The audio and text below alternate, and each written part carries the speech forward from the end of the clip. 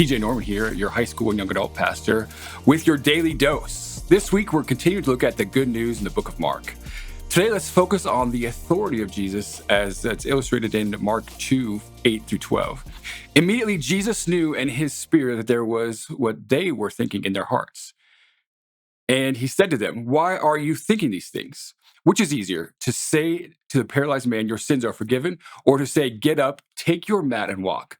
But I want you to know that the Son of Man has authority on earth to forgive sins. So that to that man, I tell you, get up, take your mat, and go home."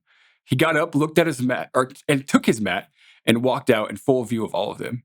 This amazed everyone, and they praised God, saying, "We have never seen anything like this." Now, instead of addressing the physical needs first, Jesus said to them, "Your sins are forgiven."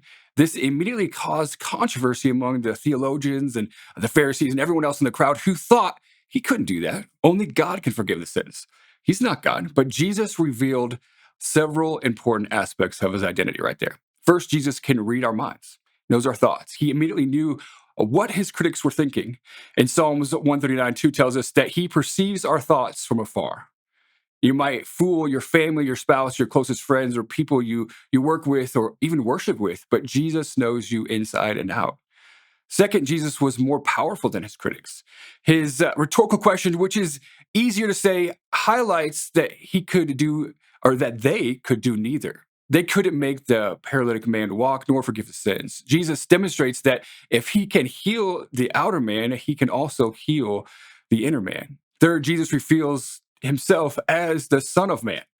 This term is often misunderstood and is a reference to his humanity, but is lifted from Daniel chapter 7, where it describes the one who appears before the Ancient of Days to claim an eternal kingdom. Jesus's critics couldn't think of a majestic Son of Man from Daniel 7 with the humble Jesus from Nazareth, but his disciples would understand this self-identifying term.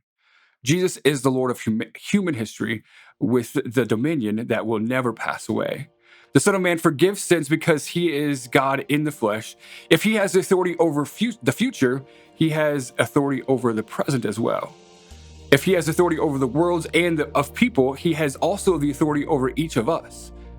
Just as he told the paralyzed man, "Get up and walk," he invites us to come walk in with our needs, trusting in his authority, his compassion, and all of that he has for us. That's all for today's Daily Dose. Join me again tomorrow as we continue to look at the good news of Mark. Have a blessed day.